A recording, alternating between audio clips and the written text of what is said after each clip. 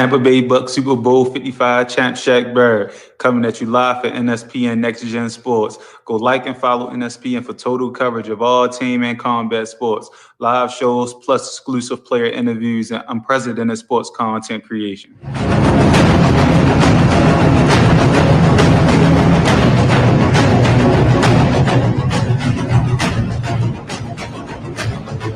Aren't you loving life in Tampa Bay? Nothing like being defending Super Bowl champs, Stanley Cup champions, American League champions. This is Outkick. Join me every Sunday morning at 10. Let's talk our teams in the hottest sports market in the country. Never too early to talk Buccaneers or check in on all the teams in Tampa Bay. It will be your best hour of sports. The Outkick Show, powered by Guerrilla Marketing. Sunday mornings at 10 on 102.5 The Bone. Sports media has evolved. Introducing NSPN Next Gen Sports, your number one source for all team and combat sports. Live shows, breaking news, esports tournaments, and interactive sports content like never before. Like and follow NSPN on our Facebook page for your chance at this month's fan giveaway contest. And tune in every Sunday at noon for exclusive video access to my Outkick Show interview. NSPN Next Gen Sports.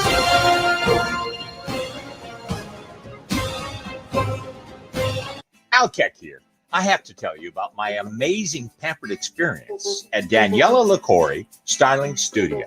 First of all, I love what she did with my hair, but it's the entire experience that truly sets her apart. You walk in and chances are she's playing your favorite music because she is. She pours you your favorite adult beverage because she is.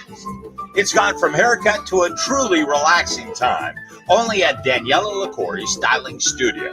Haircuts, men and women, full spa treatments, hair color. Get it all with Daniela. Check her out on Instagram at Daniela LaCorey or book her on the Booksy app at ladybarberdaniela.booksy.com. Tell her how Keck sent you and get $10 off your first service, plus neck and shoulder massage.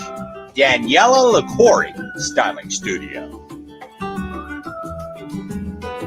Outkick here from my friends at Family Lawn, Pest, Handyman, and Housekeeping.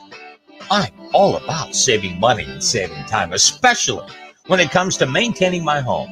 These people are 4-in-1. One provider for my lawn, Pest, Handyman, and Housekeeping. I don't have to call 4 different companies, receive 4 different estimates, have 4 different strangers come into my home and write 4 different checks. I simply call Roger and Paula at Family Lawn and Pest. Sign up for a year and leave the honeydews to them. Get a free estimate. Call 813-526-8111.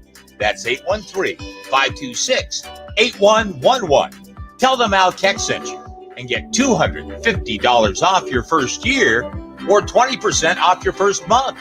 It's Family Lawn and Pest and so much more. Medical marijuana made easy. See if you pre-qualify for your Florida medical marijuana card free of charge, 100% risk, obligation, and judgment-free with Fast Track Cannabis Clinics of America. You're talking Tampa Bay's #1 choice for compassionate care with business professionals. Discreetly begin your road to relief by dialing 813-358-CARD or visit www.mycannabiscard.com. That's 813-358-2273. And make sure to tell them that Al Keck sent you for $30 off new patient enrollment. Ask about military and senior discounts. Fast Track Cannabis Clinics of America. With uncertainty at an all-time high, securing what matters most has never been more important for your home or your office. Prevent disaster and make life easier. Try a security and home automation system from Alarm Engineers, Inc., Tampa's trusted leader for more than 30 years. State-of-the-art security systems, award-winning monitoring, and now full-spectrum smart home solutions. Alarm Engineers, Inc. has everything your home and office could possibly need and will work with any budget. Book a free security or smart home consultation today. Call 813-948-4000. That's 813-948-4000. And get your first month free by telling them Al Keck sent you. Alarm Engineers, Inc. 18-0 Tampa Bay here, mid-second quarter.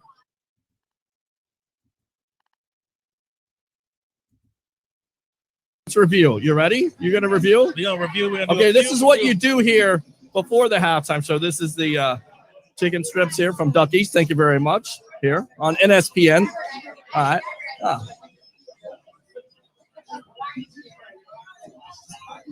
Whoa. Okay. I only got one thing to say. I've got a problem.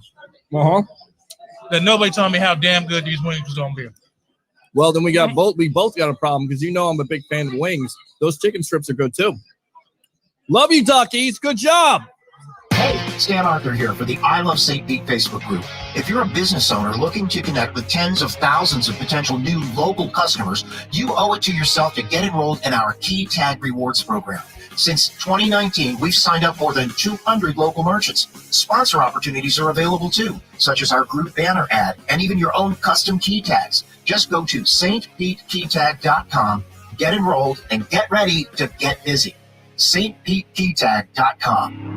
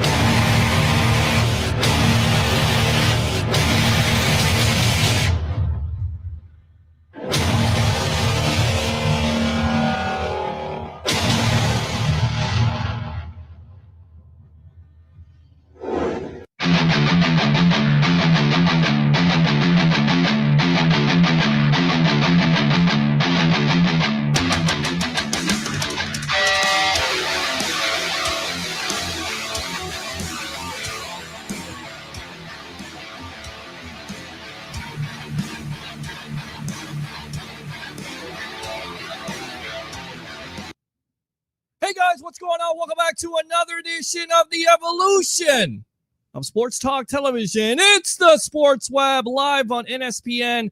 And of course, I Love St. Pete. Only 6 days away from Bucs versus Cowboys. Are you guys ready?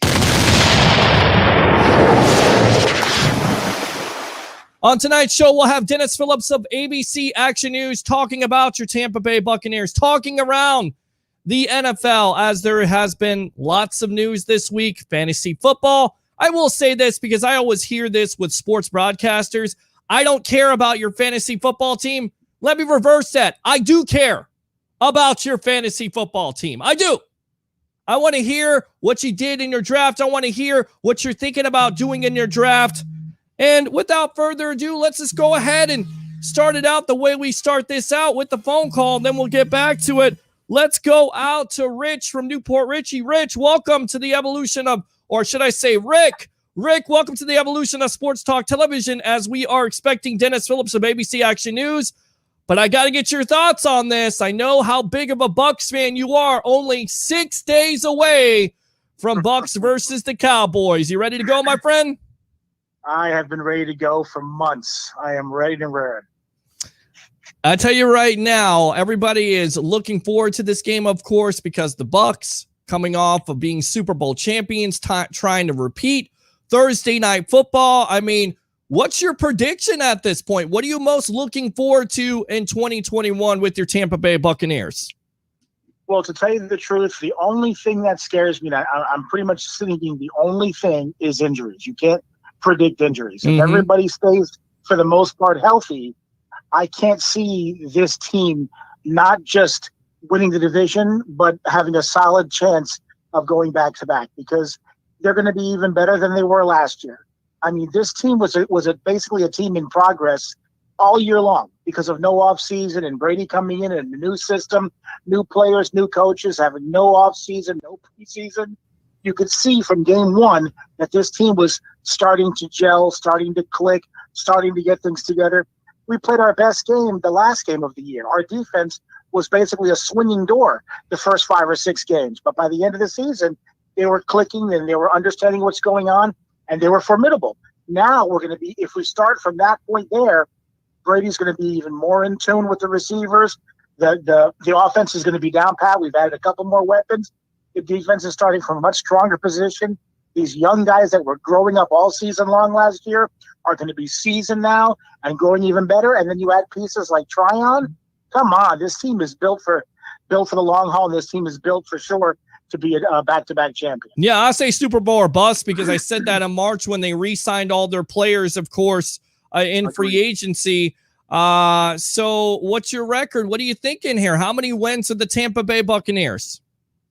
I can honestly see, like I said, if you take out injuries, whatever it is, I can honestly see this team winning at least 14 games, if not 15 games, honestly. Okay. This is an easier schedule than it was last year. I know that we've got our target on our backs now, but I mean, if you really think about it, our division's weakened. We don't have to play Drew Brees twice. We've got the easier schedule, like I said. Some of our biggest games are at home. Mm-hmm. So I honestly believe this team can win 14 games, if not more, depending. Because, I mean, we're going to score 30 points a game for the most part every game. Yeah. And our defense can win games on its own. Who are the teams that you think this team could lose to? And then we'll get to Denis Phillips of ABC Action News. What are the most concerning teams on the schedule, Rick, for you? Oof. I don't even have the schedule in front of me. I got it in front of me. You got the of course, the Cowboys, Falcons. A lot of people say the Rams, the Patriots, which is a primetime game now with the rookie quarterback, the Dolphins, the Eagles, the Bears, the Saints, the Washington football team. A lot of people are saying Buffalo, the Rams, and possibly Miami. Where do you stand on this schedule? Who are your most concerning teams? Washington football team. Where are you looking at the losses here? 14-3. To me, the only real chances I see right there are probably Buffalo. Okay. And the Rams. I mean, those as far as Miami doesn't scare me at all. Okay. Tua doesn't scare me at all. The Bears, we got revenge there.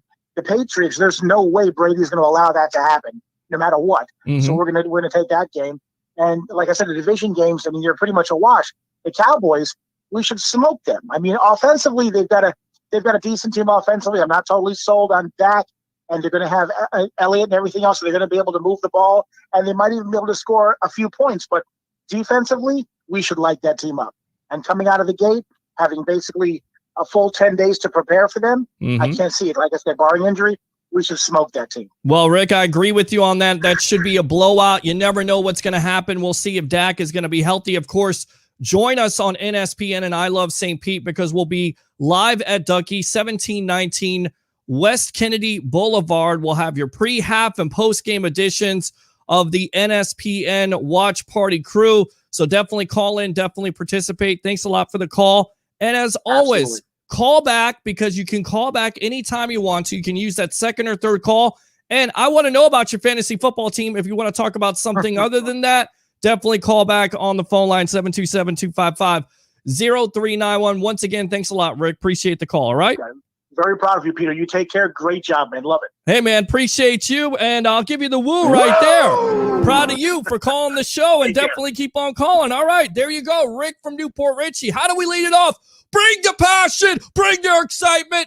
Just don't bring any nonsense. Once again, I'm your host, Peter Blake, giving you something to think about. Let's go out to the man of the hour, and we may have him on for an hour to talk fantasy football, to talk about your Tampa Bay Buccaneers, to talk around the NFL. It's one of the hardest working men in the business.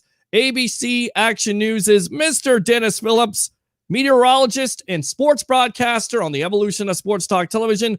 Welcome, buddy. How you doing?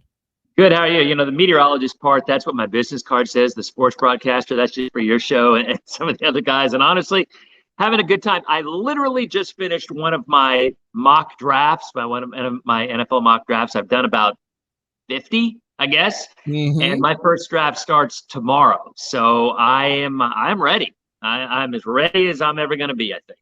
And I said this coming into this broadcast because I always hear sports broadcasters say on their show, look, I don't care about your fantasy football draft. No, I do care about your fantasy football draft.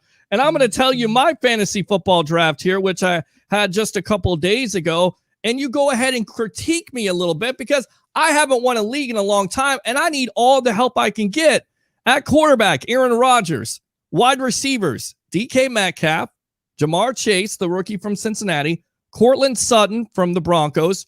Christian McCaffrey was my first pick. In fact, I got the first pick overall in the draft. Josh Jacobs from the Raiders. Ryan Suckup, your kicker. Cleveland and Chicago, your defense. Darren Waller, tight end from the Raiders. My flex is Kenny Golladay. My bench is Mike Gesicki, running back Zach Moss, wide receiver Mike Williams, and backup quarterback Derek Carr. Your thoughts? Man, how am I going to remember all that stuff? And by the way, any sportscaster out there who says, I don't care about your fantasy football team, has no clue what they're doing in sports anymore. Because the bottom line, at least 50% of the people who are out there watching the NFL are watching the NFL because they have a fantasy football team. Whether it's a real football fan or whether it's somebody who has an office league that they're in, if you don't get that, then you shouldn't be doing sports in the first place. So whoever thinks that, you're the wrong business. All right. As for your team, clearly you had Christian McCaffrey as their first pick because he's going first. I have not seen him go anything other than number one. You know, I think Rodgers is obviously a safe pick.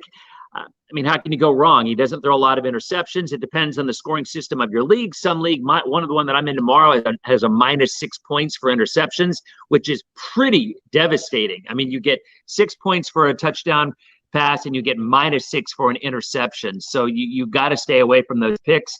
I think, you know, Josh Jacobs, I'd like to see them throw to him a little bit more. They haven't done that in the past. We'll see if Carr decides to go that way, but he's had apparently a pretty good training camp. A lot of folks from the Raiders are saying that he's looked good. I'm looking at the list of who else you said. I'm just trying to remember off the top of Metcalf. You know, hard to go wrong. You didn't like the way the second half of the season went for the Seahawks last year. Right. For whatever reason, Russell Wilson just was the best quarterback in the NFL in the first half and just a mediocre guy in the second half. Whether defenses were playing them more soft and giving them the stuff, you know, maybe closer to the line of scrimmage as opposed to downfield and just kind of throwing it up for grabs, and Metcalf can't get all of them. But I mean, all in all, it's a solid team. Who'd you say your tight end was? Oh, Waller. I mean, Waller's, you know, it's either Waller, Kittle, or Kelsey, and Kittle gets hurt all the time. So honestly, I mean, I think Kelsey is I've never drafted a tight end first, but if I had a 5 or a 6 spot, because I think after the first 4 or 5 RBs, you can make the argument Kelsey's the guy to go because he gives you such an advantage over everybody else in that league, you know, in terms of that position. So that's a solid team. I mean, I think you've got a real solid team. You didn't go for any of the guys who I'm looking at are the what ifs, the guys who could maybe give you a league winning chance from middle to lower end. You're going with more of the recognizable names. So I think that's probably the way to go. I'm more of a gambler when it comes to that. I like to go for some of the upside guys.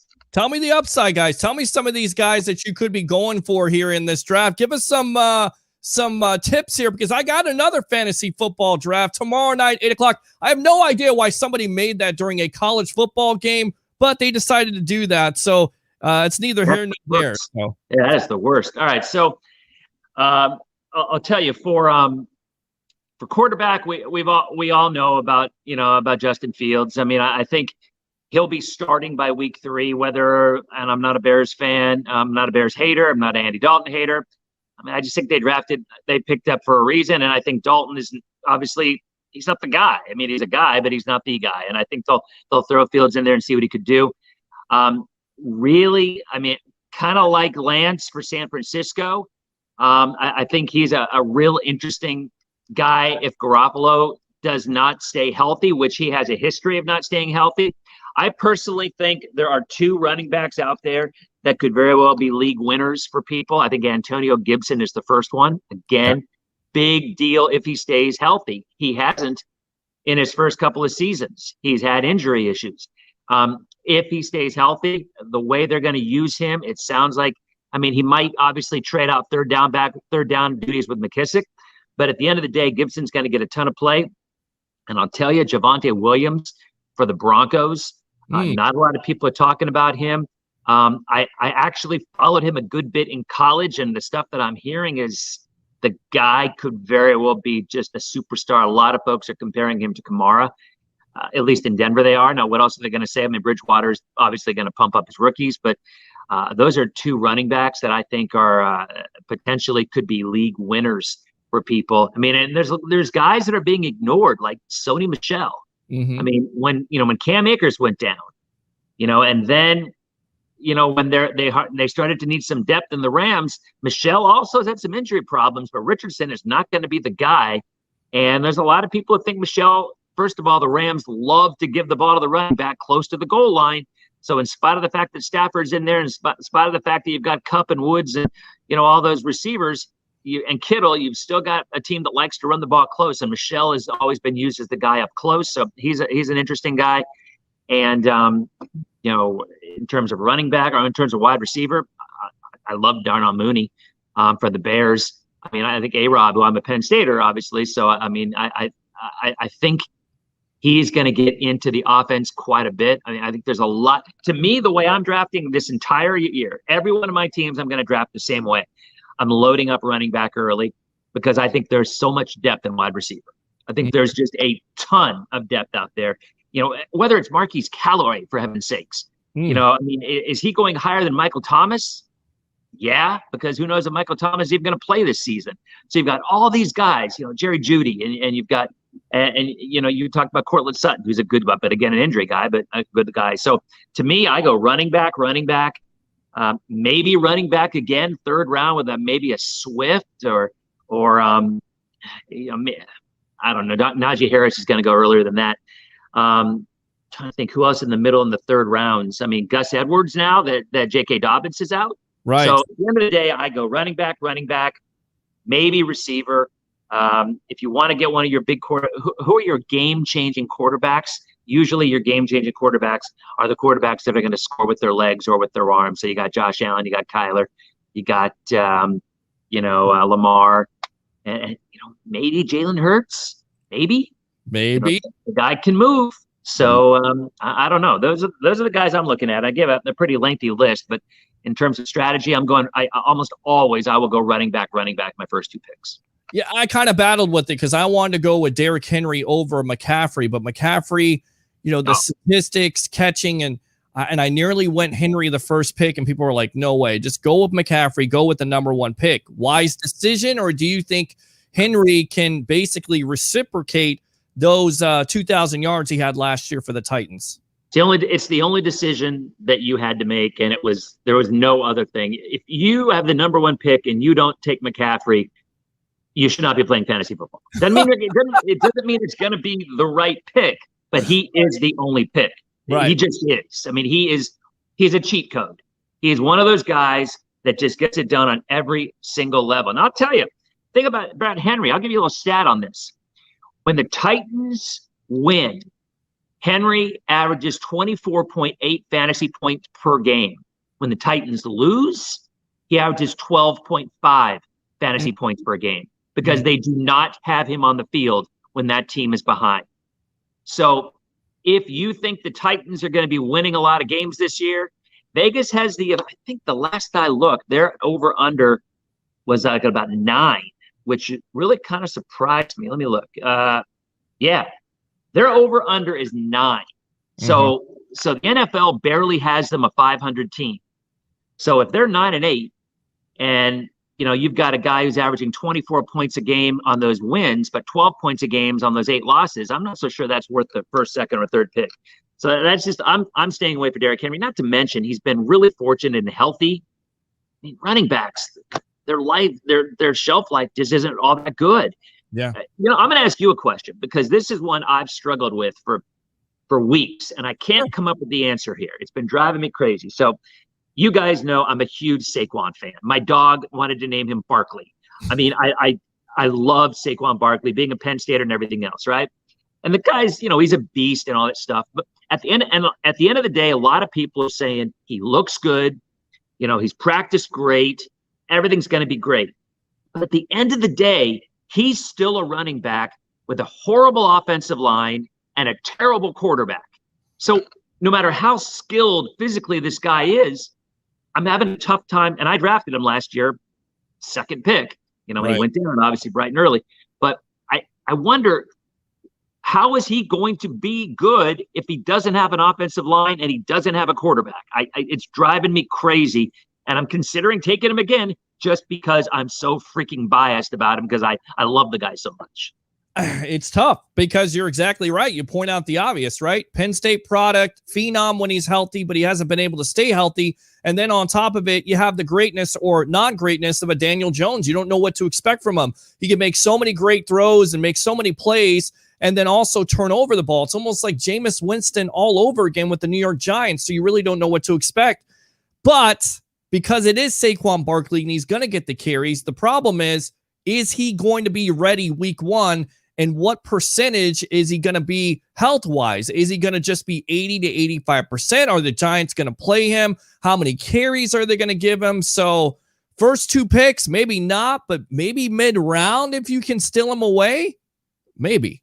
Yeah, a lot of maybe. I don't know. I think if you're 7th, 8th, 9th, well, his ADP is 10, so his average draft position is 10. He's right around Jonathan Taylor mode, and last year he was 1 or 2. Him and CMC, Ren CMC were about the same. But it's really. I mean, he's the kind of guy. And if you watch, and all of us, I'm sure, have Red Zone, and we see it over and over again. He's that guy. You're right. They'll feed him the ball a lot, and he'll end up in the line and get 1 or 2 yards of hard-earned yards. And then maybe every 8 or 9 ones, he'll break one. Their play calling was horrible. They weren't getting him the ball in the flat. They weren't using him in a way where he could use his speed. He was just getting beat up. His first injury was against the Bucs, if you remember, 2 years ago. Yep. And then last year, obviously, he blew out his knee. But I don't know. As much as I love the guy and I hear all these great things, he still plays for the Giants. And unless that offensive line gets better, or Daniel Jones finds a way to get that defense off the line a little bit and respect the passing game, I just don't see how he's going to succeed. That's my big dilemma, and I'm still struggling with it because in my last mock draft, I still took him. It was like 9th. I think I had the 9th pick, and I took him. But my gut tells me to take Jonathan Taylor, but my heart tells me to take Saquon, so I don't know. I would go with Jonathan Taylor because he will get the carries. Even though you have Carson Wentz, you want to take the pressure off of a Carson Wentz. You see that offensive line a lot better than the Giants. We're on with Denis Phillips of ABC Action News here on the Sports Web Live on NSPN. And, of course, I Love St. Pete. Dak Prescott says, I'm definitely ready. I put in a lot of work to get to this point, whether it was months ago, rehabbing the ankle, to the last few weeks, keeping the feet working while I was letting my arm rest. First and foremost, all eyes will be Thursday night, Cowboys versus the Buccaneers. But fantasy-wise, are you a guy that's taking him mid-round? Are you staying away from Dak Prescott? Because already it's kind of foreshadowing things to come with that shoulder injury. No, I love Dak. Okay. I love him. I think, the injury that he had last year obviously wasn't the shoulder. It was a totally different injury. And, sure. Are we expecting him to be like last season where the first 4 weeks he was the best quarterback in football? No, but it's a long season. And if you're drafting a guy, you got to think, first of all, where's he going to be for me in the second half of the season, and how can he perform for me in the playoffs? And honestly, for people who if you're on the fence about some guy, every now and again, it's not a bad idea to look at the weeks 14, 15, 16 schedules and see. It's one of the things I look at, because if you happen to see a team that has a really weak schedule, those 3 games, those are your playoff games. Saquon won it for me 2 years ago when he got 51 points in the playoffs after missing the year with the Bucs injury when he hurt his ankle against the Bucs. So, I mean, to me, I think Dak will probably start slow, but a lot of guys start slow, and I just think the whole. We overanalyze everything. I think because so many of us love football so much, we analyze it until we turn blue in the face. And at some point, they're just going to get out in the field. Because do you really think they're showing us anything in the preseason? No. Do you really? No, nothing. Not the players aren't showing us, and neither are the coaches. Right. Exactly. All right. Now, the big time news today, or this week, if you will, was Cam Newton being cut. A lot of people surprised by that. Now, Mac Jones named the starter. First and foremost, you look at Cam Newton's stats last year, and I'm a stat guy. 8 touchdowns, 10 interceptions, Of course, he's in a first-year offense, but a 39.4 QBR rating. Is it really a shocker that he was cut? Do you think he was more cut because of his skills diminishing, or do you think it was also the COVID that contributed to that? We talked about this a couple of weeks ago, and you know, I don't get a lot of predictions right. Hopefully, more in the weather than in sports, but I called this one because because if you'd been hearing in camp, Charlie Weiss, he used to be the offensive coordinator for the Patriots, had been quoted as saying, I was listening to him on a podcast, and he still's got a lot of contact with the Patriots. I mean, and his exact words were, and we talked about this, his exact words were, he reminded him of, quote, Tommy, his first year as a quarterback. He's not saying he's going to be as good as Tom Brady, but he said he reminded him by the way he stepped onto that field and just took charge. He's still going to make rookie mistakes. He's not going to be Tom Brady, but to hear them say that, and his exact words were, he says, I'm telling you, they love this kid. And there was never any doubt that he was going to make the squad after hearing that. And there was a lot of talk that, you know, Cam Newton got benched several times llast year, if you remember. And there were times where he got benched, not because he was hurt, because he just wasn't playing well. So they figured the guy can distribute the ball around. The Patriots picked up some decent receivers in the offseason. By the way, that's another receiver as the sleeper, which is going like the 12th or 13th round, is Jacoby Myers. And Mac Jones and Jacoby Myers have fallen in love with each other, you know, in the preseason. So I'm personally going to be trying to pick him up for nothing near the end. I think he has a surprisingly good year. But no, it does not surprise me one bit. And I think the kid's going to be pretty successful. He's not going to have great fantasy numbers. And see, this is what two totally different conversations, right? Mm-hmm. You know, you might have a guy who's playing like a Joe Burrow, or a guy's playing on a losing team, but he might have great fantasy numbers because he's playing from behind the entire game and throwing the ball 50 times and getting 400 yards passing and 3 or 4 touchdowns because he's just throwing from behind. So great fantasy numbers, not big wins and losses. So I'm not saying Jones is going to be that kind of a big fantasy number guy, but I do think he's going to be a successful quarterback, and I think it was the right play, at least from the Patriots' minds, it certainly was. With Cam, do you think he gets picked up by another team? Do you see him starting for somebody? Does he back up? Because at this point, he's a backup quarterback, right? I mean, we're late in the game. What team do you see most likely picking up Cam Newton? Well, I think he has to accept the fact that he is a backup. Mm-hmm. Do you think, I'll ask you this, do you think Cam Newton is ready to accept that he's a backup quarterback somewhere? I don't know the answer to that. No, I don't. I really don't think he thinks he's still a backup. I think that's what it comes down to. I think the reason why he hasn't been picked up by another team, say the Cowboys, who do the Cowboys have as their backup? And I get it, the backup knows the offense, but you would have to say Cam Newton is certainly an upgrade at that point. But the problem is not only him being unvaccinated, because I think that also plays into the decision, but also the fact he will not accept the fact he is a backup quarterback now. He wants to still be a starter.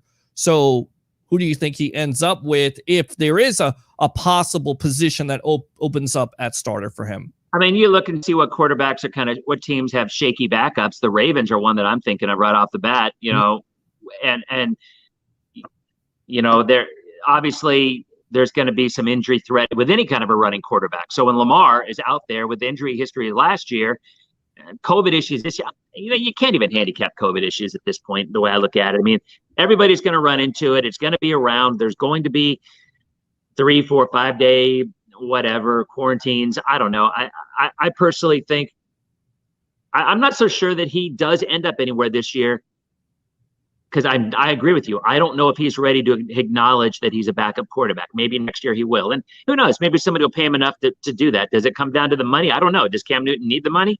No idea.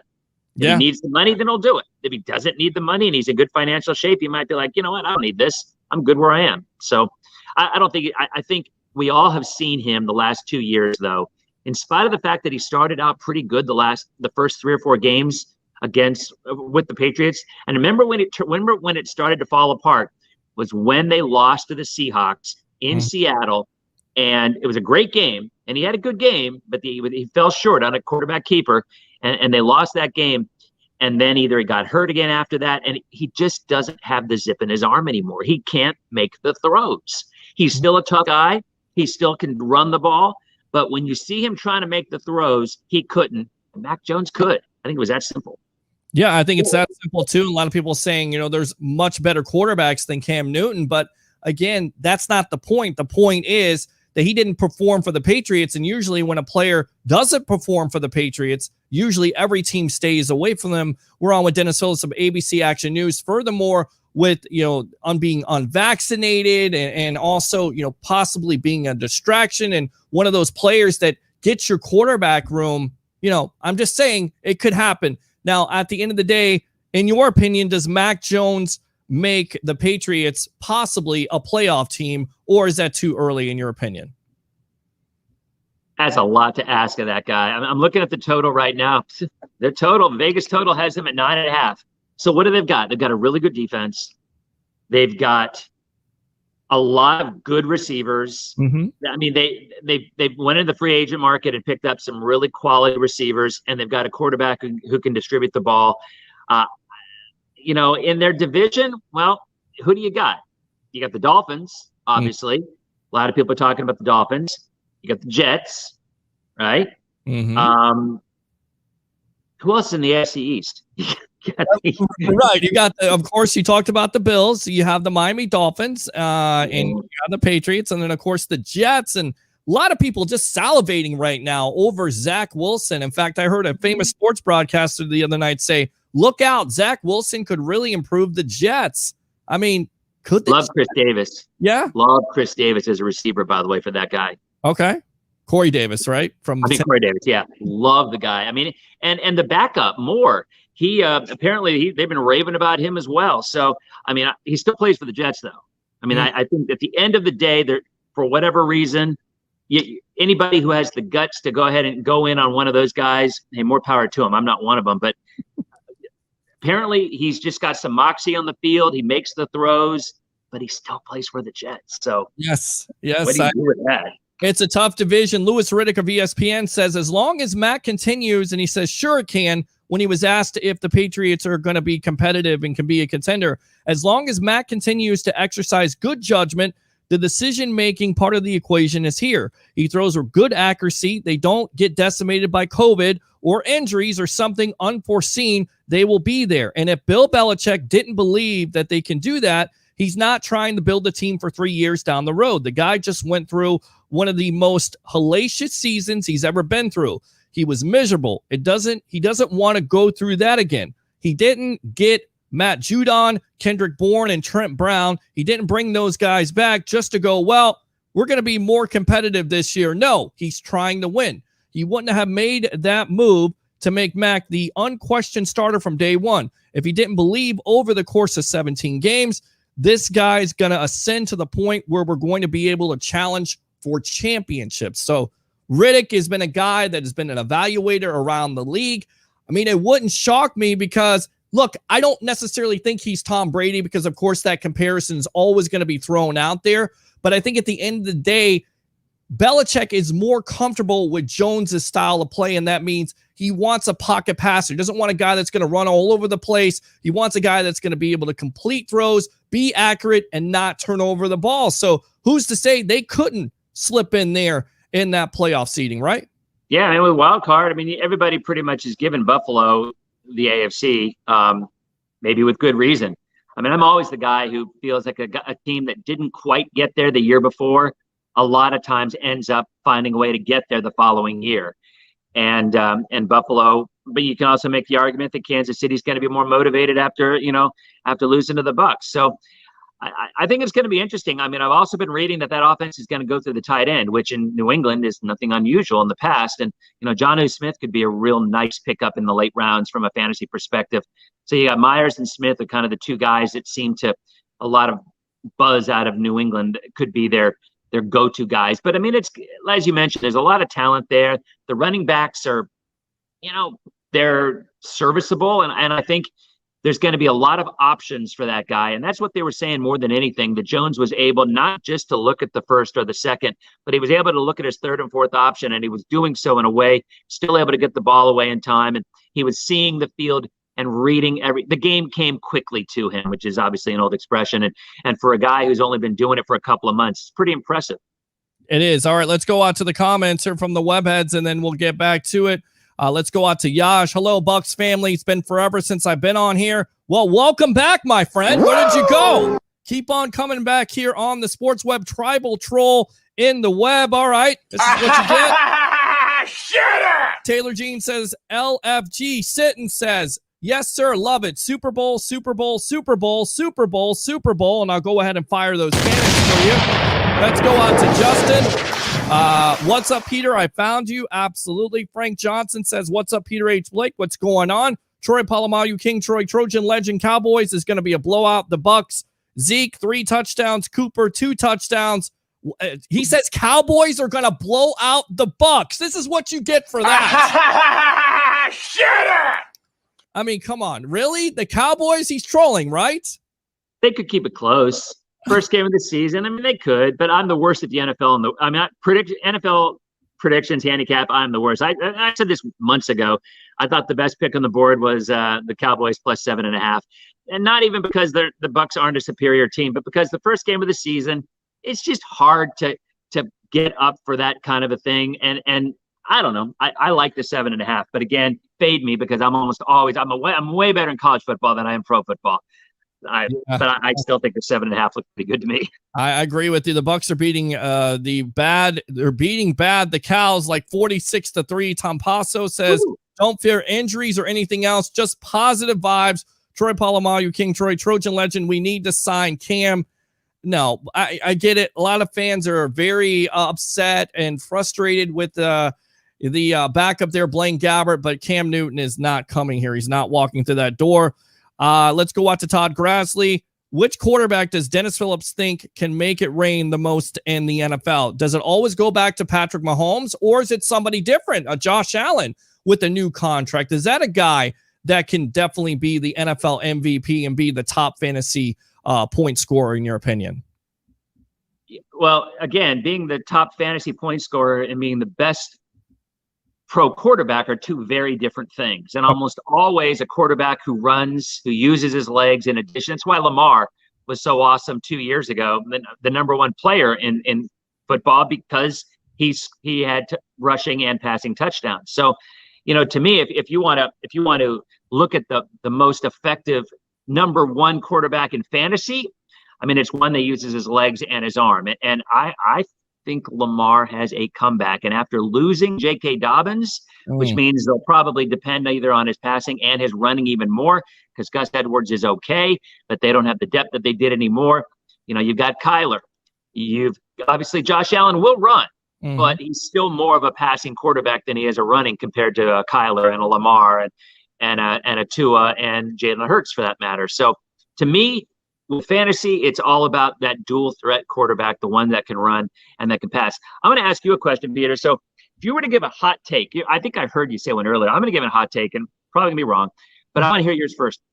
If you were to give one hot take about the Bucs season this year, whether it's an individual performance, a team performance, or whatever, what would be your hot take? Like, whoa, okay. What do you call? This offense is actually better than it was last year. They score more than 30 points last year with all the weapons and Tom Brady being comfortable. And in fact, I think Tom Brady could approach 45 to 50 touchdowns throwing the ball. How about that? Okay. And I'll follow up on that. My hot take is not total yardage, but Antonio Brown will have more receiving touchdowns than Chris Godwin or Mike Evans. And I know that kills you because you're a Godwin fan, and I was trying to get Godwin, but the problem is when you got the first round pick, after that it's like 22 picks after, and then next thing you know, all the wide receivers are going off the board. So you kind of stole my thunder there, Dennis. The best wide receiver on this team, in your opinion, in 2021 is Antonio Brown. I didn't say the best receiver. I said I think he'd have the most touchdowns. Most touchdowns, okay. I think he'll be targeted most in the end zone. I still think in terms of overall receptions, it's still probably Mike Evans. I mean, Brady loves to go to Evans when he needs to, but how do you go wrong? I mean, the receiving core is so deep that what do you really do? I mean, he must be like a kid in a candy store. Oh, I can go here, I can go here, I can go here, and they're probably all three going to be open. Where do you stand on a Tom Brady? Like, where are you drafting him in the fantasy football. I know you don't draft quarterbacks right away unless it's one of those big guys like a Patrick Mahomes or Josh Allen. So where are you going? Is it mid? Do you get him late? And how many touchdowns do you think he could throw for? Over 40 from last year? Well, I'm curious. I think you're right. I'm trying to see what his ADP is right now. I'm trying to look that up as we speak. He's probably going 7th or 8th round. Okay. I think he's going to be in about that 40 touchdown range. There's no reason to think, as a lot of your listeners and well, the folks who send in on email or message or whatever. Yes. Why would you not predict them to be any better? The only thing you can't predict is injury. Yes. And that's the one thing that you can't handicap that could blow all this up. Because I said this months ago, and we have the 15 wins, the undefeated, the 13 wins. So what happens if Tom Brady breaks his leg after the first game?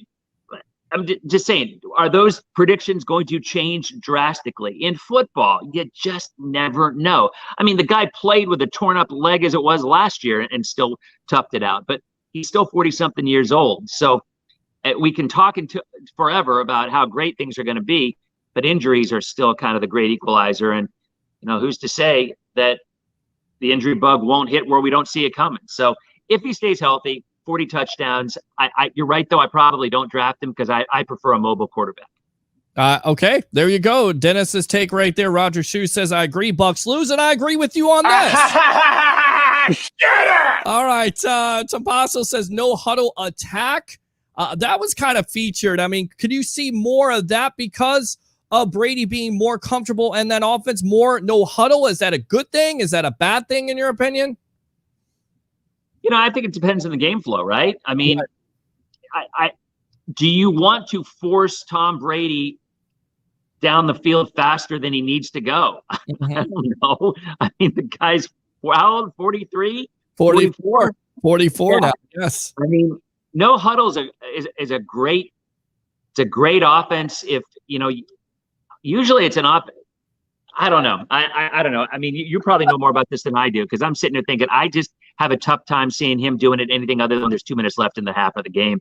I mean, maybe every now and again, but why even do you need to go down that route when you have an offense that probably is going to have a tough time being stopped as it is? But that'll be an interesting call. I'd love to see that. If that happens, that's a good call on your part.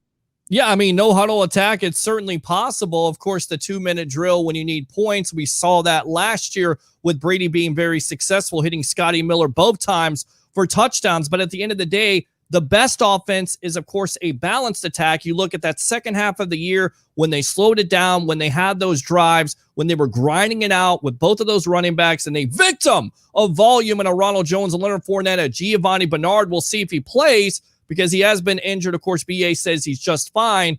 I feel like you don't necessarily have to go no huddle unless you feel like you've got the defense on the run. And of course, if you're down here in the heat, that could play to your advantage, of course, wearing out the opposing defense. Yeah, that was always the way the Bucs used to play it. I mean, you used to always hear them that in camp. We're going to work them hard because in September, when you get to the fourth quarter and you've still got that high heat and humidity, the other teams are winding down and we've still got something left in the tank. So it makes a lot of sense. By the way, I was just looking at these. So comparing some of these quarterbacks. So Kyler's ADP is 47. Remember, that's based on a 12-man league. So that's right at the end of the fourth round. All right. So then you go down and you see Russell Wilson 67. So that puts it at the middle of the fifth round to the sixth round. Aaron Rodgers is 68. He's right behind him. And then you've got Tom Brady is 80. So Tom Brady's ADP right now is at 80, which if it were a 10-man league, it'd put him in the 8th round. If it's a 12-man league, it puts him in the late 6th, early 7th. So that's where he's going nationally if you were to average out, all the different leagues.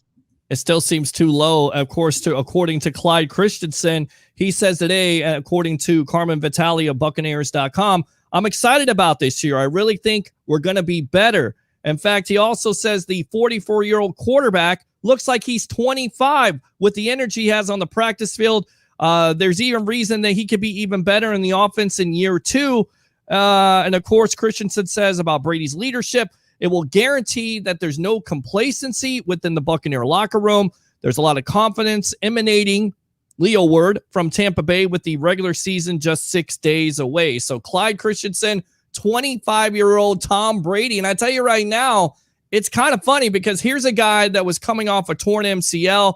You feel like maybe he'd be just a little bit more mobile. And then again, it's not just Brady's mobility, because that's not what he's known for. It's his intelligence and him being under this BA Byron Leftwich offense for a second year. I just feel like he's going to kill it this year, and they're going to open up that playbook even more.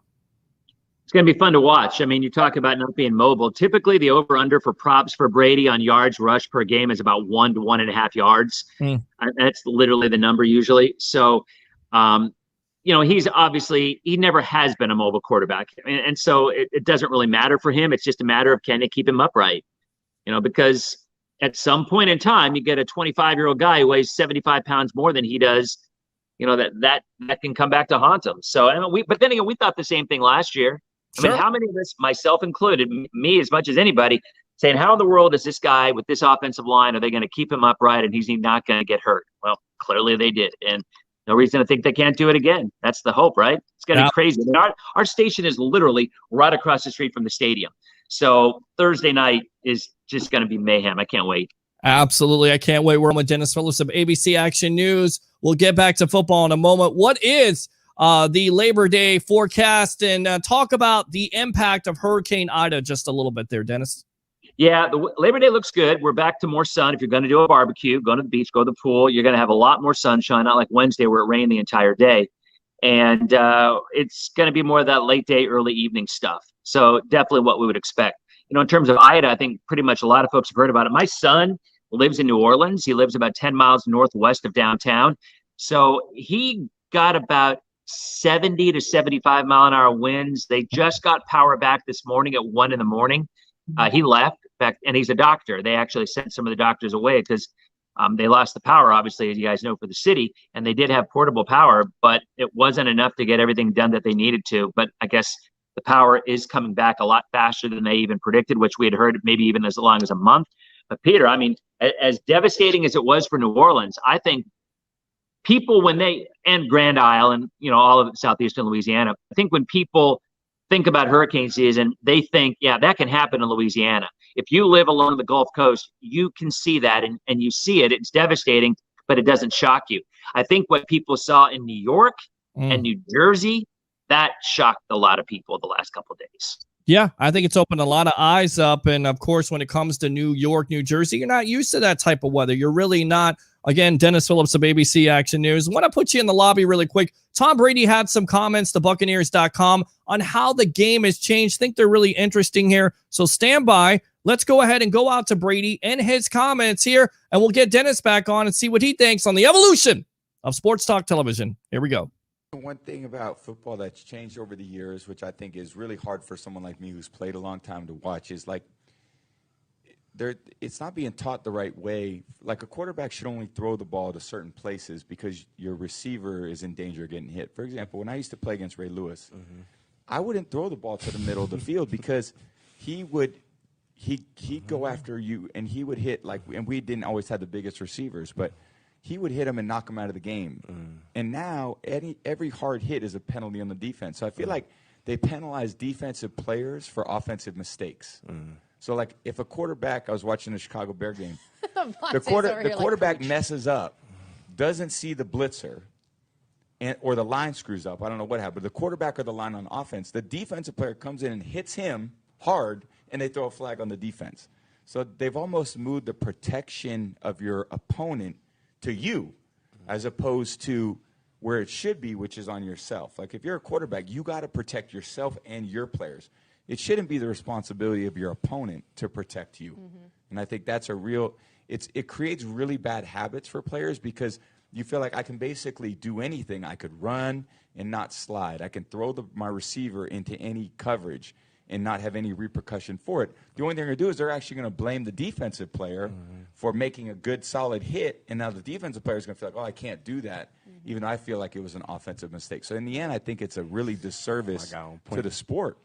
Because the sport isn't being played at a high level like I believe that it once was. It actually deteriorates because you're not teaching the players the reasons and the fundamentals of what the sport should be. Right. And I feel like Javonte just had. All right, welcome back to the Evolution of Sports Talk Television. Once again, in care of Buccaneers.com. Denis Phillips, is Tom Brady the greatest of all time actually defending a defense? I mean, perish the thought, but is he right about this? That's a bold statement. I mean, for a quarterback to pretty much say, to call out for the defense getting calls on stuff, and you make especially slides, because I mean we've all seen it. A quarterback, is he halfway sliding? Is he trying to hold the ball out as he's doing the slide? Where is his knee? The whole 9 yards, and and the refs are supposed to mark it accordingly. It's a really interesting conversation, and not even so much about what Brady said as much as and I know we've all seen this. And last night, if you were watching the Minnesota-Ohio State game, toward the end of the game, there was an Ohio State player who you could argue clearly targeted the Minnesota player. Mm-hmm. But the thing is, that is such a tough thing, because if that offensive guy is actually moving around a little bit, like, when the defender is going after the guy, and I mean, I know why they're obviously doing it, to try to keep the defenseless players safe and to try to keep injury out of the game. And it obviously isn't just with quarterbacks. It's with probably every bit more with receivers than it is with quarterbacks. In fact, it is nowadays with targeting calls. But it's got to be challenging to be a defender when, you launch toward a guy and the guy's in a certain spot, but then all of a sudden he moves or he's ducking, and what was a good hit or would have been a good hit, all of a sudden his head was here and now his head's down here, and you do helmet to helmet and you're kicked out of not only that game, but part of the following game.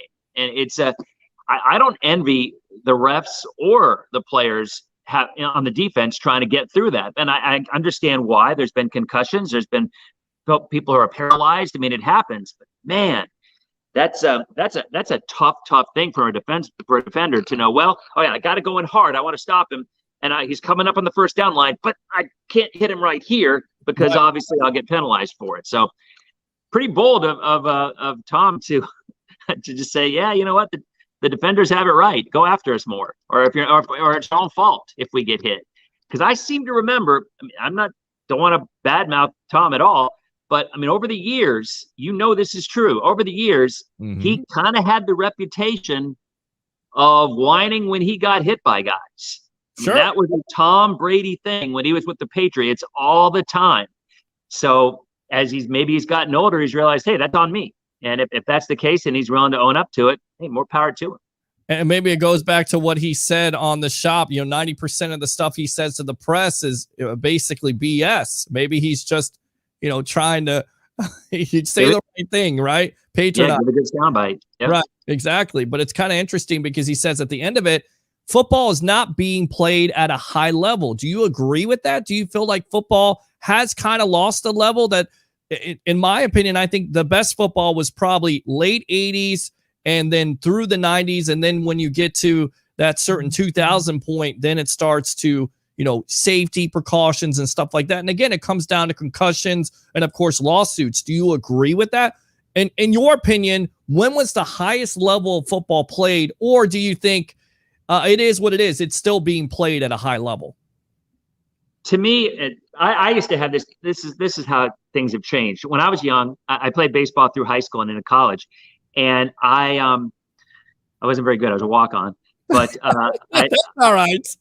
I was a walk-on. What are you going to do? But I used to get in a debate with a guy, my first TV job. He was an old guy. His name was Scorchy Tots. And the guy was in his 60s or 70s, and I was maybe 23 or 24. And I kept telling him, the athletes, the baseball players are just better now than they were back then. And he would tell me why I was always wrong. And the one thing that I've personally seen, I don't know enough about the mechanics of football to tell you whether or not it's being played. I think the only people who can really answer that are probably the athletes who actually play the game themselves. But what it does appear to me is that the athletes now are stronger, they're faster, they have more training methods to improve their injuries faster. I mean, I think the physical specimen that plays ball now is probably a more finely tuned athlete than maybe it was 20 or 30 years ago. Mm-hmm. And I don't know that from personal experience. It's just based on kind of how I feel when I see the athletes out there, the things that they can do that I never used to ever see them do. but you maybe can argue that maybe the mechanics were better 20 or 30 years ago. Maybe the stuff that he's talking about, the drills and the things, the specifics of the game itself, maybe were cleaner. But I don't know. Personally, in watching highlights now of seeing the things that they do now, you never saw that 30 years ago. Now, it might be because players didn't have that much flash or flair 30 years ago. Maybe they wanted to act like they'd been there before. I mean, you know the expression. You score a touchdown, you act like you've been there. But nobody wants to see that. Everybody wants to see a celebration. Everybody wants to see that fun and see the one-handed catches and to see the running backs hurdling the defenders. You see it all the time. Saquon's known for it. But you never, ever used to see that very much. Do they do it now because they're able to do it more or because they're encouraged to do it more? I don't know the answer. But I think I would not say that. First of all, I just don't know the answer. I don't know when the best football was played. I'm sure if you talk to anybody who played in the NFL in the 70s or the 80s or the 90s or the zeros or the 10s, they'd probably say it was best when they played. I think that's kind of human nature. Yeah, I honestly do. And it's all about era of football. I think, again, the late 80s and then the 90s, it was more physical. There was more physical element to it. Not that you didn't have to have athleticism, but at the end of the day, I think you have more of that now than you have. It's still physical. It's a still physical game. Tell you what, we're getting a call, and I'm going to go ahead and take it. I'm surprised by this. Let me go out to my beautiful mother, Miss Sandra Nagel, calling up the Sports Web. I hope this is a real call here. You're on with yours truly, along with Denis Phillips. What do you have to say? Oh, jeez, I didn't realize I was on there with you. You got a question for Denis Phillips? For Denis Phillips, how is it for the weather, and how do you think the Bucs are going to do with the Cowboys? All right, so she hasn't been watching the show, so shame on you, Mom. I got to do this. Shut up! All right. How awesome is that your mom is calling? I know, exactly. Awesome. All right, so go ahead, give her the forecast again in case she didn't catch it here. Listen up, Mom, and then of course your forecast for the Cowboy game. Okay, Sandra, where do you live? What city? I'll give you a forecast for your city. So what? What city do you live in? In Ridge Manor. Ridge Manor. Ridge Manor. All right, Ridge Manor. Tomorrow, early afternoon, a couple of showers. The morning will be dry, and whatever happens rain-wise, we'll move inland later in the afternoon. So really, the only chance that you have for a few showers are early to mid-afternoon. It's not going to be a big deal. It's going to be hot. It's going to be muggy. You can go hit the beach, rock that bikini, or the pool, whatever you want to do, Sandra, because the weather is going to be awesome. Now as for the Bucs game, Sandra, I mean, I think everybody thinks the Bucs are going to win. I do too. I just think it might be I don't know. I'm literally the worst at predicting football scores. My against the spread number is like 5%. I'm the worst. So I'm telling you, I think the final score would be something like Bucs 31, Cowboys 27, which means take the points, which means the Bucs are a lock. So there you go. All right, there you go, Miss Sandra Nagel, my future agent, my beautiful mom. Turn that stuff down in the background. Love you. Thanks a lot for the call. Appreciate you. All right, bye-bye. All right. That's so funny. Hey, that's what happens when you call the phone line. It's a personal phone line to you, but it's the evolution of sports talk television to everybody else. 727-255-0391. It's 727-255-0391. Having some fun here on NSPN. And, of course, I Love St. Pete with Denis Phillips of ABC Action News. Got to talk about baseball. Big-time controversy this week with Javi Baez of the Mets and Lindor. I mean, what are your thoughts on it? Let me read these comments to refresh your memory. We're not machines. We're going to struggle 7 times out of 10. It just feels bad when I strike out and get booed. It doesn't really get to me, but I want to let them know that when we're successful, we're going to do the same to them, and they're going to know how it feels. If we win together, then we lose together, and the fans are a really big part of it. In my case, they got to be better. I play for the fans. I love the fans, but if they're going to do that, then I'm going to continue to do this. And then he apologized about it.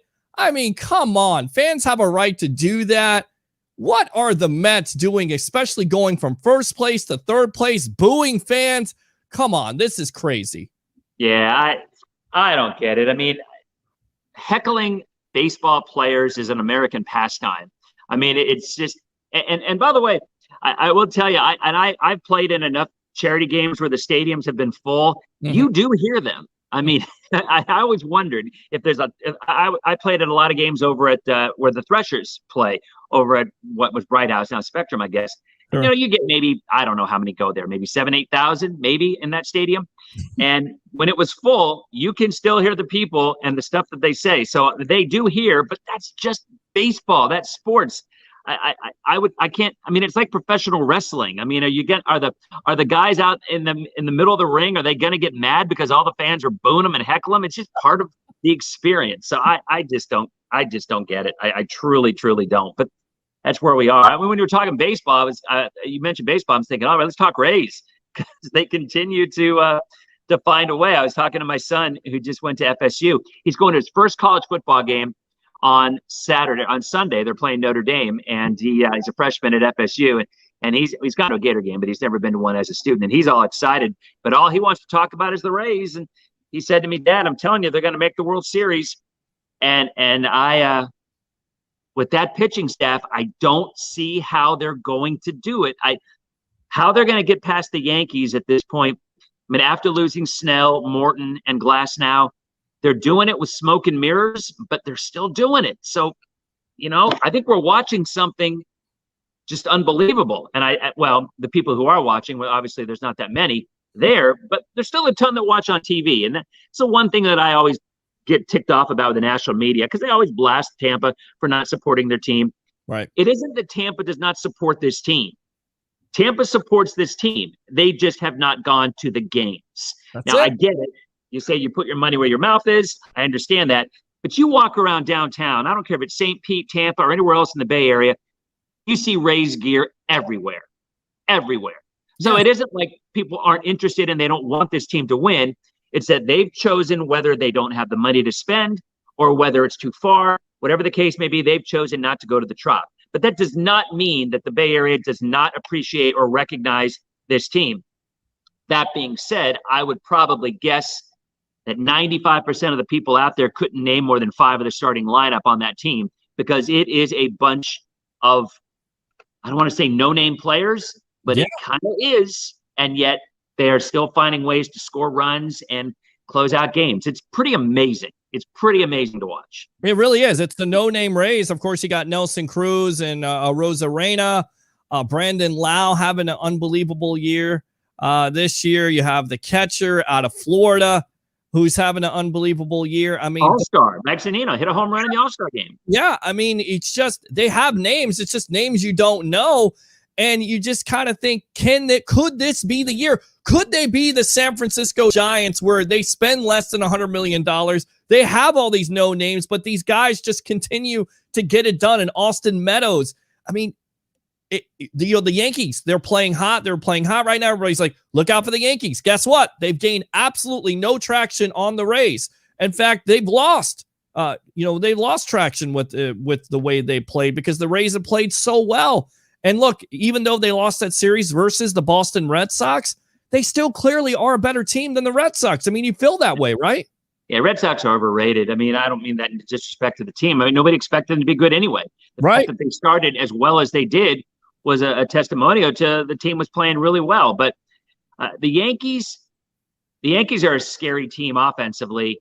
And let me tell you, I've grown up in Baltimore, and I grew up in Detroit, and I grew up all in areas that I've never liked the Yankees. When I was a big Orioles fan, I loved Mike Mussina, and when he left the Orioles to go to the Yankees, it just devastated me. So I'm a Yankee hater as much as anybody at that point in time. But this is not the same Yankee team that it was when Steinbrenner ran that team and bought everything that they could find. And they've really made a lot of changes to what they've done and how they've done it. Now, they're still spending some serious money, but honestly, the Red Sox and the Dodgers are more the Yankees than the Yankees are in terms of how they've built their team. And the Dodgers more than anybody at this point in time. I mean, and which is the ultimate irony that Friedman, who was a Rays GM and couldn't spend $1 because Stu wouldn't let him, still built a team that made it to the World Series without spending money. And then they gave him carte blanche to go to LA, and now he's spending it all and picking up anybody and everybody he wants, and they won World Series that way. But I don't know. I think when it comes down to the playoffs, what scares me is Garrett Cole. Mm-hmm. And I just think, do the Rays have one pitcher? And they don't, and we know that's not how they win, but they did with Blake Snell. and they did with Charlie Morton, and they did with Tyler Glasnow. They had that one guy that you thought if he was going to step up out of the play or step up into the mound, maybe they had a better than average chance of winning. Do they have anybody like that left on this team? And I would say no. No. Glasnow is out for the year, and I it's a shame, and I hope they prove me wrong because I love this team. And I told you my second son was named after one of their original draft choices. He's on the Rays Wall of Fame. We've been all in on this team from the beginning, and I love how they're doing it. But gosh, I don't know how in the world they're gonna, with that pitching staff the way it is, how they're gonna do this. Yeah, I mean, I think the biggest threat is the White Sox, and consequently, they just won that series. But of course, postseason is completely different. The White Sox are going to get healthier. They have a better pitching staff, but we keep on kind of trying to rule out the Rays because they don't have names. They don't necessarily have, the pitchers that you think can go 7 or 8 innings, but that's not the Rays way anyway. They go 5-6 innings and then they call on their bullpen, and I'm just not sure if they can do it. But it's always those years when you least expect it. That's when the team sneaks up on you. So we'll see what happens. Right. Brent Phillips had some interesting comments. He says he loves the fans and he feels like the generation that now the next generation of Rays fans are really going to overtake the Red Sox and the Yankees eventually. Do you believe in his optimism? I kind of do. I like how Brent went about it instead of some other guys that have previously been here before have went about this. I hope he's right. My oldest son is named Brett Phillips. And as a matter of fact, we've followed Brett Phillips when he was drafted brought up from the Astros and went to the Royals and went to the Brewers. And he was actually traded to the Rays on my son's birthday. So, I mean, it's been destiny from the beginning that he be a Ray in terms of my son, my oldest son, who's now a doctor, but he still writes for D-Rays Bay, the Rays blog, because he's also a massive Rays fan. I mean, it is his passion unlike any team he'll ever have. And it's because he's been in from year one. And there are those kind of fans in the Bay Area. There are. And I think, again, you're on a St. Pete streaming area right now, so it's really challenging. But at the end of the day, I think a lot of people still believe a stadium centrally located makes more sense than a stadium that's so far on one side without any mass transit. Because if there was a train, it wouldn't be an issue. It wouldn't be an issue. Yeah. And all the big cities out there, they all have them. Chicago, Boston, New York, DC, they all have mass transit that you get on the train, you get off the train right at the stadium, you're there. So it doesn't matter where it's located. So if we had one of those here, then I don't care if it's in St. Pete or any place else. But we don't, and it doesn't look like we're going to anytime soon. So I still think because of that, we're still, at the end of the day, not going to get the attendance that I think that the team deserves. Forget the fact that what the fans want and the fans deserve. The team that's playing better ball than anybody ever dreamed they could deserves to be doing that in front of more people. And it's kind of a shame that they don't. I think they've accepted it. But I don't know, man. It's just a great team to watch. It's just fun. It is. I went out there, like I said, a couple of weeks ago, watched them against the White Sox, one of the best games of the year, even though they lost. It's a fun time. I get it. It can be somewhat expensive. I do love St. Pete, but at the end of the day, I do think the Rays will end up in Tampa if the ownership allows it. I'm just not sure if he does. I tend to try to be realistic, but also optimistic at the same time. I'm hoping that happens. I'm hoping maybe he sells, but I'm also hoping they spend $100 million and they haven't done that yet. On that note, Denis Phillips of ABC Action News, go ahead and promote yourself here on the evolution of sports talk television. I'm chief meteorologist here at ABC Action News. That's on channel, I don't know, lots of different channels, whether it's cable or streaming. We're everywhere, and on social media as well. But at the end of the day, do the weather at 5, 5:36, and 11. Social media, Peter, you know this to be the case. We're living this stream right now, but this very thing is, 10 years ago, 95, 96% of the people that came up to me and said, "Hey, I watch you on TV." Now, 95, 96% of the people come up to me and say, "Hey, I follow you on Facebook. I follow you on Instagram. I follow you on Twitter." So social media and streaming is the new future of our business, of what we're doing right here. So whether we're doing it here, whether on any other social media platform, I'll be out there 24/7, especially when there's storms there. But boy, when fantasy football is around, I'm all in on this. So good luck on your drafts coming up. I'm sure a lot of you have drafts tomorrow and Sunday. And of course, go Bucs. It's going to be a fun week. Yeah, go Bucs, absolutely. Denis Phillips of ABC Action News, and I've seen your shows before. You've got like 395 people watching at a time. I mean, it's entertaining. You're breaking down the weather. You're talking sports at the same time. Heck, I want to get on there with you and talk with some of the guys that you have on there. But once again, the time, absolutely here live on NSPN. And, of course, I Love St. Pete. Dennis, 6 days away after tonight. It'll be 5 days. Unbelievable, but it is fast approaching. Once again, thanks a lot for your time here on the Evolution of Sports Talk Television. All right? Have a great holiday weekend, Peter. All right. Happy Labor Day, my friend. There you go. Mr. Denis Phillips right there giving us the forecast, talking to my future agent, my mother, calling in, not thinking that I'm on live. What are you guys thinking out there? Of course I'm live. I hear some crickets, though, so that's not good. So open phone line, 727-255-0391 at 727-255-0391. It's the Sports Web. I'm your host, Peter Blake, giving you something to think about. Let's go out to the Troll King tonight. That would be Troy Polamalu, King Troy, Trojan Legend SC. More steroids in today's game. A lot of people say that. I tend to hope there's not more steroids in the game. Tumpeso says, Rich Eisen from NFL Network agrees with Brady about offense protecting themselves. Okay, good stuff. Baseball, we did talk about it. Rays, absolutely. FSU, we talked about all of it. I get it. I don't think the Rays fall into that same argument as FSU. They're not in that same conversation. You don't know what to think about FSU. You know what to think about the Tampa Bay Rays being one of the best teams in Major League Baseball. You got to love it. Even though I don't love ownership. In Tampa, we support the Yankees, my friend. Well, that's your problem right there. Shut up! That's what you get for that. Rays suck, bomb the Trop. How about bomb you? Shut up! How about this one right here? Troy Polamalu. It's not Fox 13. It is ABC 28 IR. And Leo is asleep as usual. You know what? I'm tired of your attitude, honestly. But fans out there, if you want to call in, what are you most looking forward to on Thursday night? It doesn't necessarily have to be the game itself. It can be a Bucs player. What are you looking forward to seeing with this Tampa Bay Buccaneer team in 2021? 727-255-0391 It's 727-255-0391. Want to go out to these comments from Asante Samuel talking about Cam Newton because, of course, that has been the big news for the week. I was surprised by it. Dennis wasn't. But you look at the statistics, he looks inside the numbers instead of just looking at his name and what he can do or not do. And you see a quarterback that was 30th in the National Football League in QBR. Not going to get it done, guys.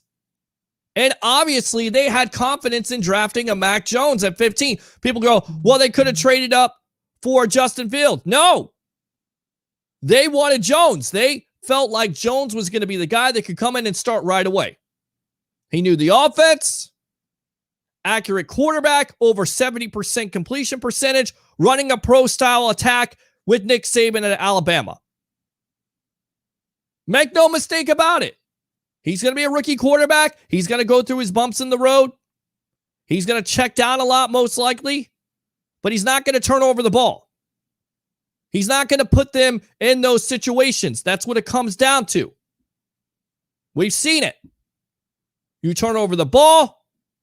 It takes momentum away from your team, gives it to the opposing team. Short field defense behind the 8 ball at that point. 727-255-0391 at 727-255-0391. Christopher Cole says, hey, Peter, what's up? What's going on, buddy? Let me go ahead and fire those cannons. So let's go again. Asante Samuel, his comments, and they're pretty critical of Bill Belichick. Do you agree with them? He says he hasn't shown that he's a great coach to me because he had the greatest player of all time. And he said this on ESPN's First Take. And of course, that's what they're trying to do. See you later, Max Kellerman. By the way, it's going to be Stephen A. Smith and Michael Irvin. What do you think about that? You like that duo? They're going to be yelling at each other. You're going to watch that? Call up and talk about that if you want. Tom Brady has already shown that he can win wherever he goes. through adversity, through a pandemic, getting kicked off fields, barely having any practice. I didn't expect him to win the Super Bowl, and he won the Super Bowl now. What I'm saying is anyone can coach Tom and win a Super Bowl. Now, Belichick will have to show, in my eyes, in order to be great, in my opinion, he'll have to show you can do that without that person. Is that a fair assessment? I mean, do you say the same thing about Bill Walsh when he had Joe Montana? Is that fair? Bill Walsh is not a great coach. Well, the majority of his coaching career, he had Joe Montana. So does that mean he's not a great coach? Phil Jackson with Michael Jordan or Kobe Bryant. You hear this a lot. Well, if he doesn't have Michael Jordan or Kobe Bryant, he doesn't win championships. Is that fair? I think it's also fair to say, you know what? If you don't have Bill Belichick and his coaching prowess, then you may not win if he doesn't put you in the right situation. So, look, I get it. He's upset about Cam Newton being cut. But come on, let's not be ridiculous here. Bill Belichick is one of the greatest coaches of all time. Period. Now, was it Tom or Bill Belichick? Because that was the debate last year. Obviously, it was Tom Brady because he showed. That's not to say that Bill Belichick isn't still a great coach. 727-255-0391 at 727-255-0391. He doubles down on it. He says, like I said, we're talking about the word great here. I think people use that word great and throw it around. That's just like another word. To be great, you have the same special things. You can't just do it with one situation with one team. Don't get it twisted. Me and Coach are fine. We cool. He's competitive like me. And he says, once again, their relationship is fine. Doesn't sound like it's fine. Of course, if you go back into the history there, Samuel missed out on an interception to close out the Giants. I mean, if Bill Belichick really wants to be petty, he could say, you know what? Maybe if you would have had that interception, we would have beaten the Giants and would have went undefeated. Don't say that. But that's not to say he's not a great corner. I wouldn't say Asante Samuel is a great corner. He was a good one. You most likely will remember him for dropping that interception. Probably would have been better if he secures it, right? Everybody remembers Malcolm Butler, who just retired for the Cardinals.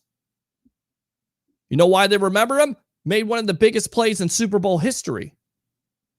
So, 727-255-0391 at 727-255-0391. So I think it's a little bit unfair. Bill Belichick is going to go down as probably the greatest coach in NFL history. Up there with Bill Walsh. Up there with Don Shula. Up there with George Halas. Up there with, of course, the great Vince Lombardi. So, some sad news to report tonight. Of course, we'll get to the Bucs sad news this week. But former Patriots wide receiver David Patton got into a motorcycle accident, passed away at 47 years old. Of course, first touchdown pass caught a touchdown pass from Drew Bledsoe 2 weeks earlier when the Patriots defeated the Pittsburgh Steelers in the 2001 AFC Championship game. Also, first touchdown from Tom Brady versus the Rams in Super Bowl 36. In October of 2001 against the Indianapolis Colts, Patton became the first player since 1979 to catch, run, and throw for a touchdown in the same game. He played 147 games for 5 teams in his 12-year NFL career and tallied 324 receptions, 4,715 yards, and 24 touchdowns. Rest in peace to Mr. David Patton. Passed away. Let's see. Christopher Cole says, can't wait. Troy Polamalu, King Troy, the greatest cheater of all time. Who? Bill Belichick? I mean, I guess you could say that. I guess you could say that, look, he crossed the line a couple of times, right? I mean, when you talk about that Patriots dynasty, there's a lot of shady stuff there. But at the end of the day, you still have to play the game. You can deflate a football all you want to, but really, does that give you an advantage against the Colts? It's against the rules. And people go, well, you're being hypocritical. You don't like steroids. You don't like cheating. I think steroids are a lot worse than deflating a football. It's still cheating at the end of the day.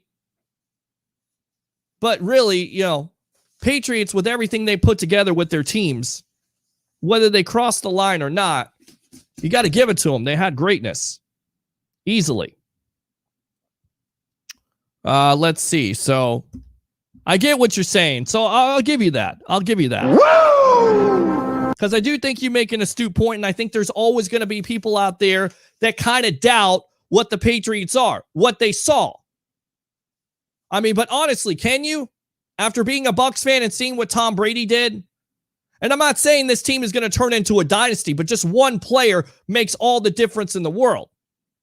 I mean, how many years consistently were the Patriots a playoff contender? Cheating or not, you still have to be consistent. You still have to put the work in. And that's what Tom Brady and Bill Belichick did, and that's why you will definitely give them respect. I think you do. I hope you do. Of course, the other sad news this week, former NFL linebacker Keith Mccann was found dead on Thursday morning in Florida after police responded to a call in St. Pete. The former Buccaneer first-round pick was 53 years old. Of course, they assume that the cause of it was a drug overdose. Police say it appears it was a drug overdose, but we are awaiting confirmation from the medical examiner. This is still an open investigation. McCann's hit hard times after his career was even featured on ESPN's 30 for 30 episode of Broke. Over the past decade, McCann spoke openly about the abuse of drugs and painkillers. He says, before my career was over, I was consuming over 183 pills a week, not knowing the effects it had on my liver or my kidneys. He told this to Vice Sports in 2015, or more importantly, developing a split personality with violent tendencies that my family had to deal with. Of course, McCants was an All-American at Alabama. In 1989, his NFL career started in 1990 when the Buccaneers made him the 4th overall pick in the draft. I remember this. High expectations for this kid, for this man. Again, with the high expectations for McCants, he was never really able to live up to it. I remember he was drafted at a certain position, I believe was linebacker, and they tried to turn him into a defensive end, and it didn't equate. It's a shame. Sometimes it's what happens. So, Keith McCann's dead at 53. And again, he was the former NFL coach, was a with the high expectations. He played with 2 different teams, the Oilers and Cardinals after the Bucs, and also played with Buddy Ryan. Again, 88 NFL games, 39 starts. McCann's racked up 13.5 sacks and 192 career tackles. Rest in peace. So, if you want to share any memories of Keith McCants or have anything to say about anything that we talked about tonight, 727-255-0391 at 727-255-0391. It's disappointing. Of course, both of those young men dying in different ways. 47 and 53 years old, way, way too young. Especially McCants. Sad. Not being able to overcome those demons. It's a process, man. I don't know anything about it, but I do have family members that have went through it. I have a family member that goes through it every day. You know, just because you get clean doesn't mean you stay clean. It's a process. You have to continue. So to see it, it's heartbreaking. And it's disappointing because people will always remember that McCants, all the stuff that he did at Alabama, got him drafted. They expected the same thing. That's why it's so tough. You get drafted. You have all these high expectations. Everybody thinks that you're going to be highly successful and you're not, and they call you a bust. And sometimes it just doesn't translate. And maybe it wasn't all McCants. Maybe it was the coaching. Maybe it was the system. Maybe it just didn't work out. It's unfair, but that's the way the NFL is. That's why they say not for long. So once again, rest in peace to Keith Mccann. I know there's a lot of former Buccaneer players out there that are upset about it. You get always upset, especially seeing players die at a young age. 47, 53 years old. Crazy. So on that note, I'm going to end on a positive note. 6 days away from Bucs versus the Cowboys. We'll have it live here on NSPN and, of course, I Love St. Pete at Ducky's Sports Lounge, 1719 West Kennedy Boulevard. We'll have your pre-half and post-game edition. We'll take your phone calls. We'll take your text messages. Get up there. We'll get you on camera. Thanks to the great Denis Phillips of ABC Action News. Thanks to all the calls, including my mother who called in surprisingly tonight. And as always, do 3 things for me here on this Friday night as we await Bucs versus the Cowboys next Thursday night. Bring your passion. Bring your excitement. Just don't bring any nonsense. I'm your host, Peter Blake. Happy Labor Day and have a great weekend. And we'll see you next week on the evolution of Sports Talk Television. Have a great night.